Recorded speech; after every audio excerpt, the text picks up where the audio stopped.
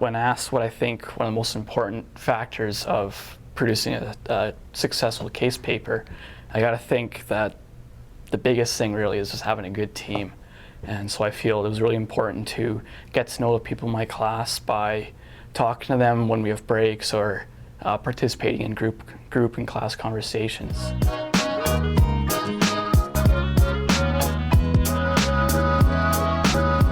Okay, so it was also really important to make sure we all encouraged each other to work well.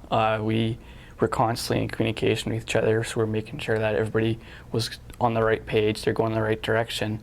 And we're also able to give people constructive criticism. We weren't going to say to each other, "You're doing this totally wrong," but we'd say, "You know what, I see where you're going, but I think it'd be a little bit better if you went in this direction instead."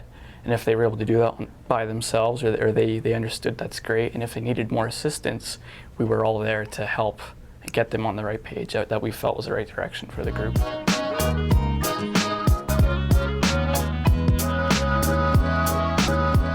Another thing we did was, before we got together and met as a group, is we reviewed the case individually beforehand. So we all went through the background information and the problem, and we all decided to get a personal understanding of the case before we met together as a group.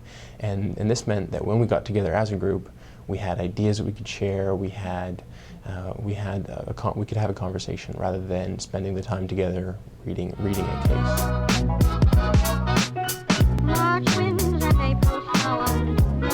One of the things that we found was really critical to our success was communication. We were relentless with our communication. We were always texting, messaging each other, emailing each other, calling each other, talking to each other before and after class. And the key thing with communication is that everybody understands where everyone else is with their part of the project, with anything else they're thinking about, other people's parts of the project.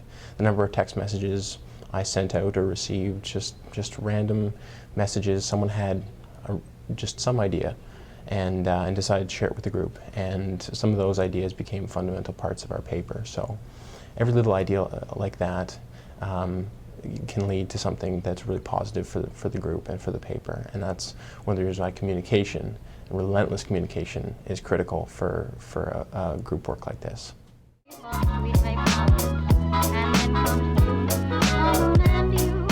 We're really good at delegating tasks based on our strengths and weaknesses, as well as our availability. So for my case, an example, being a fourth-year psych student, I knew that I had a strong APA referencing. So I discussed that with my group, and what I was lacking for in the business section, I was able to make up in editing and doing the referencing, which definitely helped us out a lot, because a lot of them are in a business major, so they had more of a strength to them to be able to do the analysis on this case. So I was able to pick up my slack in that section, which was good.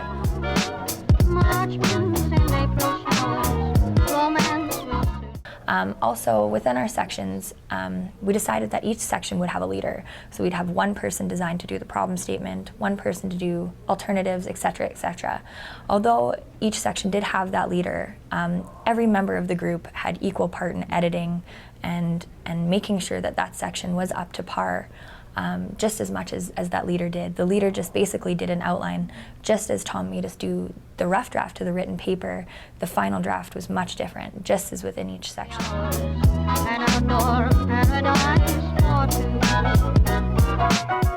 Our scholarly resources, We had multiple scholarly resources, even though we only required 3, and we felt that it was just best to not leave it up to the instructor to make sure that we only had the bare minimum. We felt that we may as well go above and beyond and use those resources because they are the best ones that are available anyways, as opposed to newspaper articles and such. And we related the course material to it as opposed to taking specific articles about the case and using them. And we used the scholarly resources to relate to the textbook material, and we felt that was a better way to go about the case.